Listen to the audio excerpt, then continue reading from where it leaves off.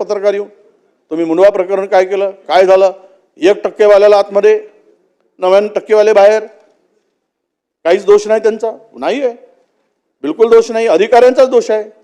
कोणीतरी सांगितलं अधिकाऱ्यांचाच दोष आहे, बरोबर आहे, कारण अधिकाऱ्यांनी ही घेतलेली जमीन ज्या कंपनीनं घेतली अमेरिया, ती कंपनी उद्या ती जमीन अधिकाऱ्यांना देणार होती गिफ्ट डीड करून, म्हणून अधिकाऱ्यांचा दोष आहे, घेणाऱ्यांचा दोष नाही आहे. थोडी नाही, ही महारत्नांची जागा, सरकारी जागा, सरकारी 7/12, सर्व 7/12 रेकॉर्ड असताना ही जमीनची सेलडीड होते कशी? सेलडीड मध्ये उद्योग विभागाचे अधिकारी त्याला एक्झम्पशन कसे देतात? स्टॅम्प ड्युटीसाठी शेण खाले होते का? हे याच्या तोंडात शेण भरवायला पाहिजेत.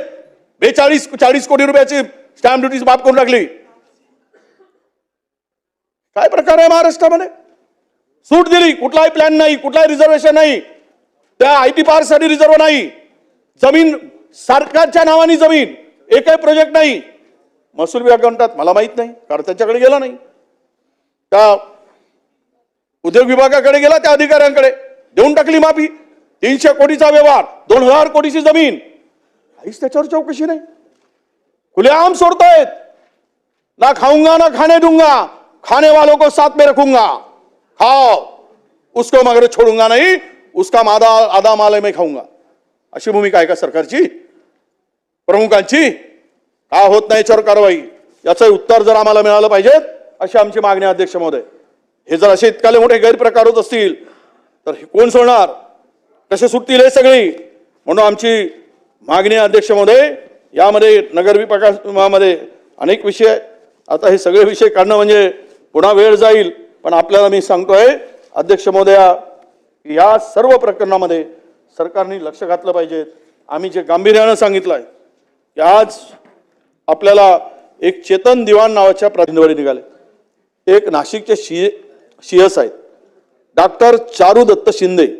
मी यांना या संदर्भात आबिटकर साहेबांना पत्र पण दिलं, माननीय मंत्री महोदयांना, की 9/11/2025 पत्र दिलं. यांच्यावर काय आरोप आहेत? वैद्यकीय बिले मंजूर करण्यासाठी हे करणं, पण विशेष म्हणजे यांच्यावर SCBची कारवाई झाली. आता SCBची कारवाई झाल्यावर तो व्यक्ती तिथे कसा राहू शकतो? त्यांनी नंदुरबार आणि नाशिकमध्ये CS असताना बनावट करोडो रुपयांची बिलं काढलीत, म्हणून त्याच्यावर ठपका आहे. 4 कोटी रुपयाचा भ्रष्टाचार केला, बोगस बिलं काढून, म्हणून SCBने त्याच्यावर कारवाई प्रस्तावित केली आहे, कारवाई केलेली आहे.